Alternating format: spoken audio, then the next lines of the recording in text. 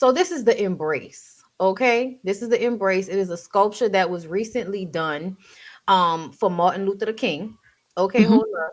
Let me make sure because I saved it on my other computer, so now I don't have the actual page up to tell me what the embrace, you know, all means and everything for everybody. It's in Boston, and Mhm. it's by I think it's what's it called, y'all? Help me. When the people do work in the community and all of that type of stuff. Embrace it, like the co-founder of Embrace Boston responded to mixed reviews on this statue because it looks like a sexual act to some people, depending on where you Mhm. look at it. It's this interaction, this hug between Martin Luther King and Coretta Scott King. Okay. Now I have a whole bunch of feelings about this. And so I'm just going to bullet point it for y'all. But essentially, this piece was done to commemorate Martin Luther King. I feel like how many more commemorations do we need of one person? He was not the only person responsible for the things that he accomplished. It was not just him. So it's weird to me that we continue to do this. It seems dated. There's so many Martin Luther King boulevards and streets everywhere. And I feel like Mhm. it's annoying to me that y'all uplift this man, but y'all don't uplift his messaging. Y'all Mm. don't do the things that he wanted y'all to do, yet every year y'all hold him up as the example that Black people should be. Why am I acting like I didn't have this in my notes? I did. Located in the oldest public park in the US, the Embrace is a 20-foot tall monument in Boston by artist Hank Willis Thomas in collaboration with Mass Design Group. That's what it is. Okay. Now listen, I feel like the artist, when you really look at it, because when you look at it from the front, it looks like a heart. So when I'm looking at it, I feel like, in essence, it probably is a really great sculpture, but something that would have looked better if it was smaller and not so big. And for you to look at it at different angles and it looked like somebody's leg or somebody getting ate out. Because I know y'all can see that where it looked like, it's a leg. And you might be riding through Yeah. the child. Somebody Listen, asking, they. yes, exactly. That's what it looked like somebody asked me. And they just cut the head off of the body who was eating the ass. That's what it looks like. And I just kind of feel like you make a statue that kind of promotes, or looks like a sexual act. This man in recent years, has not been able, his legacy has not been able to escape how he was slinging that thing around. But also I feel like the picture of him and Coretta Scott King Mhm. is problematic to me because I feel like that lady probably went through a lot of disrespect, being disregarded, being put on the back burner, being used for her representation, what she is as a beautiful, light complected Black woman, so palatable for everybody. Like their lives were, in fact, like orchestrated for the greater common good of Black people. Mhm. And there's something in the messaging that says the Black woman can be left behind, her needs cannot be met, yet she can still be used as a prop in the overall, cause. And that's what this gives me. Like, these stories about Martin Luther King, the woman he was in love with before he got with Coretta Scott King, which was a white woman, Mm. what I'm saying, and how they were like, so in love. And it was probably the community, the other elders that came to him and said, listen, Martin, we want you to do this, but you can't do this with a white girl. Not in this time. You can't do it. And, I'm going to say this and I'm going to end it here. But shout out to Cynthia G because she often says something in her videos about how the only thing that they fought for in the civil rights movement was access to white women. And Mm. obviously, it's not the only thing, but it's the only space that nobody really has to fight. We have to Mm. fight in every other space, like for in jobs, in schools. We have to fight to be there in every situation, to the fact that it's not really fair, it's not really equal, and we all know that. So we have to fight really hard in all of these spaces. But then when it comes to interracial relationships, that's easy now. Like people may get the stares and all of that, but legally you can go and do that just fine, and ain't nobody gonna care. You know what I'm saying? But let you go Mhm. try to go to a certain school. Let you try to, get into a certain field where there are not a lot of Black people. You're gonna get all of this pushback when you try to buy a house. Like you get all of this pushback as a Black person in all of these other ways. But this one thing. So it low key does feel like the only thing that y'all fought for and really got was access white women. Hate to bring it Mm. back around. But just thoughts. I'm glad that you said something about Coretta because on MLK Day, I think it might have been one of their children or one of their grandchildren that said, "Don't forget about my mom." Yeah, don't forget about my mom because there would be no MLK Day without him. So I think that kind of touched on what you were saying. Like a lot of people don't think about what she committed to and what she had to sacrifice. Mm-hmm. Um, but then part of me be like, I want to tell all book because she stayed. Did you stay because you loved him? Because a lot of women did that back then. So yeah, I want to know that. As far as the sculpture, the very first time I seen it, before I seen any headline saying that it looked inappropriate, I thought it looked like a penis, like immediately. Then I seen another picture, and I was like, I don't know. Now I seen this one, and I'm like, okay, I see a heart, but I'm like, okay, now I see somebody ass getting ate. So I think they need to start over. I think they need to start all the way over. The other thing that kind of made my ears perk up was the fact that it was in Boston, and we know Boston got Mm-hmm. a history, a very racist history. So I'm like, who all let this fly? And then I also feel you on like the MLK streets, MLK this, MLK that. It kind of just feels like a here y'all go, here y'all niggas go. Like, where are all the MLK streets at anyway? In every hood, like they not know where.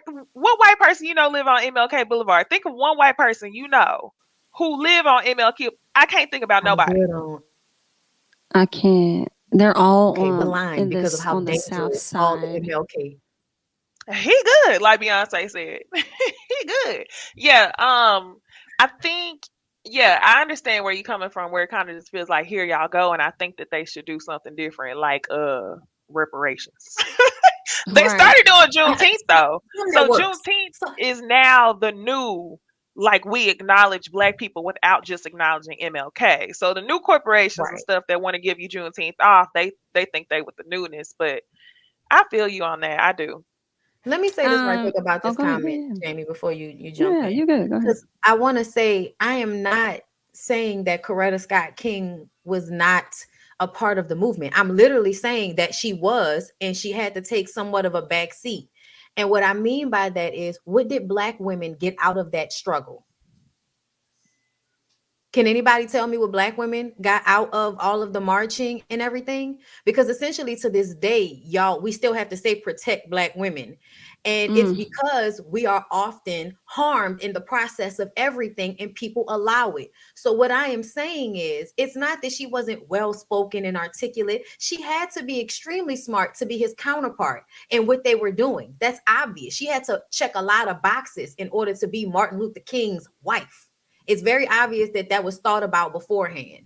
So I'm not saying that she wasn't extremely impressive within her own right. I am saying the whole thing feels more male centered. It doesn't feel like it was really about black women getting our just due in the situation, because even when y'all talk about the things that have happened to black people in America, y'all always talk about the men first. Men literally, black men literally are able to use racism against black women in arguments as if we also don't have to deal with those same things. And it's mm-hmm. gaslighting and it's ignoring how we are actually affected in something we do all of Mm-hmm. the fighting for. So that's really what I'm talking about. Like, she's an example of somebody that was a showman's piece, but her real freedom wasn't really given to her, and she had to fight for, you know, other people's freedoms. And I just feel like she didn't really get that same thing. That's all.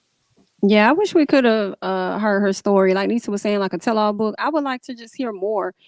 And I really want to know more about how she was checked in on as all of this was happening with her husband. I do feel like she does represent the example that a lot of people would like to call the strong black woman, where you just like endure over and over. Oh, she'll be fine, and not acknowledging that we're human too and we go through our own stuff, even while trying to be a supportive wife and being a mom. You know what I'm saying? So I would like to know more of her story as well. And because she was also a part of the movement, as that person said. So I would want to know more and how, who checked in with her, how they checked in, and what she actually went through as her husband literally put his life on the line, therefore putting their lives on the line as well. When it comes to the statue, I cringe. When I first saw it unveiled, I said, what the hell is this? Somebody saw in the comments, somebody said, if you know art, you know this is beautiful. I said, well, I don't know art, baby, except for the art behind me. That's about all that I know. I'm not trying to get to know.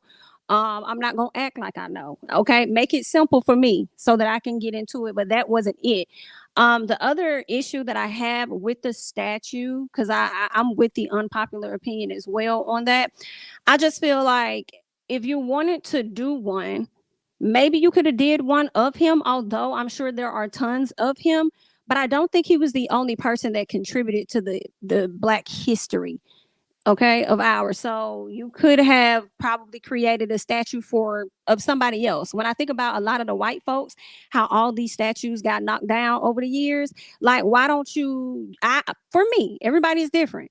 You could have did a statue of Trayvon Martin, Sandra Bland, Tamir Rice. It was a lot of other individuals that died, by the hands of the police, and no justice have been served. So why don't you put that in the community so that they can see that as a reminder that nothing has been done? Because we've been over here looking at statues of white men that we would claim to be as murderers. So why not just put images up of people that have been murdered and no justice have been served as a reminder? But that's just me. Exactly. Y'all I do what y'all agree. want to do with that. So yeah. I Or like the 10 comment. million, y'all could have put it into something Our black. The pockets. community, Yeah, y'all the could have put it community. into something black. For sure. Yeah, I don't like that. I don't like that. I saw a very interesting TikTok about how in a lot of black communities where there's a lot of blighted property, there's like usually one or two white people that own all of the blighted properties that they allow to be blighted so that they can drive the housing market all the way down. And so when they want to come in and rebuild, they can buy all of the properties up for cheap, push everybody out, do whatever they want to do. Um, That's and exactly how it go. and they've been doing that for like, for years. And I mean, before they just used to go there and kill everybody and put water over your fucking town Come on, or a bomb park you and over shit. it. You know what Mm-hmm. I'm saying? So like, because I mean, that's what they've been doing. So it's like they just always kind of figure out a way to fuck with us in one way or another, for lack of a better term, in this moment. But I appreciate this comment. Statue only look good or make sense only in one angle. And I feel like that is low key a microcosm for the way I look at the whole civil rights movement thing. Because Mhm. even though, yes, from one angle, it looks amazing, but from the other angles, it looks empty or vapid. You know what I'm saying? Like not as profoundly deep as it could have been because everybody was so focused on how things looked versus how they really were. You know what I'm saying? So like even though we're dealing with, the what was really happening for the civil rights movement, I feel like as far as people were concerned, it was a lot of pump faking. Shout out to Akbar B. Mm-hmm. It was a lot of pump faking. And now I think we have a reflection of that in society where it's still pump faking. It's more about how it looks than how it really is. And I think we should pay attention to those things if we're trying to actually do better, if we're trying to not go in the same circles over and over again. But people think whenever you talk about these things, no, we shouldn't talk about it. We shouldn't talk. Mhm. No, let's talk about the shit. We need to No, people want to understand. go in circles. People want to go Mhm. in circles. That's why I smile like that, especially white Mhm. people. Oh, But yeah, Mm. it just be a different, you know, different playing field, But yeah. yeah. So we have one more unpopular opinion that Nisi had, and it's, of course, less heavy. I don't have a graphic for it, but I feel like we don't need a graphic for it because I feel like she's gonna Dang, I describe feel it. like you do. Just so we can look at the quality. We can do that. Give me a second, please. Okay.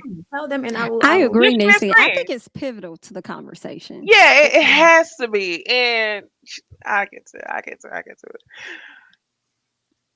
Okay. Y'all make sure y'all go ahead and hit that like button while you over here help Bondy. She's almost at 100,000 in it, bit. Let's get So it. definitely go ahead and do your part. It's free. We I do. appreciate you all. Thank you. I do. I do appreciate you. I do. I do. I do. Okay. I'm gonna do a share screen. Keep it simple. Okay. All right, so we're all here. Okay. And Nisi, talk to me. Unpopular. Let's go. So my unpopular opinion is that I absolutely hate Telfar. I do. Absolutely. I thought for a second that I would be, turned. I felt like I would be influenced, but I just have not. And I'm gonna tell y'all why. So from when they first started getting popular, I was like, okay, cool, black owned. It was like this huge wave of black owned designers, black owned brands. I saw a bunch of designers that had actually quality bags. Mm-hmm. Designers I don't even know the name of. And when I saw this bag at $200 and I saw somebody do an unboxing, when I saw that the shit arrived flat.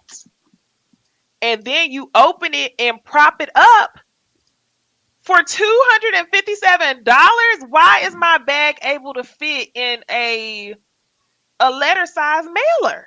What? I want Mm. it to arrive a little bit thicker than that. Mm-hmm. So, It's I the forgot to photos. say the first and foremost. I forgot to say that. Shout out to black owned businesses. But for me, I feel like it's cloud based. It's very much cloud based, Mm. and I would like to spend my black owned coin on something that's a little bit more quality. Um, Around that same time, that's when I started liking Brandon Blackwood. But I know a lot of people dislike Brandon Blackwood because his quality went down when he started doing mass production. I do think it's better Mm. now. Another thing, shout out to Fashion Made Me Do It House of Rehab. My friend Ashley, she has her I like own that one. purse brand. Oh, you know who she is? She from Detroit. Oh, that bag. No, You yeah, I see was saying that I, in the I back I of the like screen. that one. That's the one I was telling you about. Okay, so Ashley from Detroit, and she compared the quality of her bags to a Telfar bag Hmm. a long, long, long time ago. I don't even know if Thank she you, put it on her Felicia. main story. But for me, I was like, damn, I can't get with it, and I don't. I would never. The closest Telfar bag that I was like, ooh, okay, that one's cool. They had a wool one for the winter, and that one actually had like elevated textiles. This other stuff that I look like I could take to Aldi, Didn't it's Mm. a I? no for me. That's just me. That's not even the bag. Now that I'm looking at it, it's whichever bag the housewives have on Potomac because their bags look of more quality, but he got a lot of the logos on it. I Oh yeah, agree 1000% with Nisi. It's giving Sheree a little bit, in all honesty, my Mm. unpopular opinion, because when Sheree had her t-shirts, they were wrinkled. When Mm. she put them on the site, and I have to be very honest, I do see wrinkles in the actual product on these images, and it just doesn't pop out for me. Now I will say his hats look nice to me. I was like, okay, hmm I would get a hat. I would rock that. Yeah, you see that, huh? But anything else, like I wasn't a fan of the logo, and then all the girls just running out grabbing one just to say they got a tail far. I'm like, girl, take it far. yeah. Take it far from me. Um, no, ma'am, but that's your taste. It's not mine. So yeah, I agree. The It's only just not that thing girl. the only thing that I have that I like of Telfar is not even mine, but I bought Lyric some Telfar Ugg slippers and he loves them. But that's also So like quality. Something of yes, quality. exactly. Mm-mm. With Ugg. Thank you, Felicia, for the super chat. I So mean, it's I not do, and I do I'm hate. not a I'm fan. glad DC said shout out to the to the black people because I'm just kind of like, I mean, I hate to SHI on a black owned brand, but it's like Right. I have to be honest. Like I don't like the bag. Yeah, yeah. It's just not for me. My 200 and something dollars I could spend on something that's like Oh, closer to real leather or leather. You could get leather for that price. thank you, Jania, for the super chat. I appreciate it. She said that these bags, the puffer bag and the Ugg collabs are nice. The regular bags look cheap as okay. That's what she said. I believe y'all because I saw them in store and I was like, oh, that's all it's giving. And I was just like, oh, all right, never mind then. Oh, And then they I in the went, store. Yeah, I I didn't feel know like that. I saw Mhm. them somewhere. I'm I've knowing. seen some fake ones at Shoe Deal over here on 635 in Dallas, and they look like the real thing. Oh, it might have been a fake. Now y'all know who bags I do kind of like. He makes me think of Brandon Blackwood, but his name is Nathaniel Nowhere. I hope I said it I right. haven't Let me seen look up this. Brandon Blackwood because I don't even know him. Yeah, Y'all. I think their Oh, bags are kind of similar, and he has quality bags. Yeah, Nathaniel does. I like his stuff too. Cause y'all know you gonna I love me put a that in good a the chat, good Jamie. bag. So what, Nisi? Okay, Put that in the chat. Oh, okay. Yeah, I'm about to send it now. I'm coming. I'm coming. Hold up. Okay. Oh, these are cute. Okay, that's different.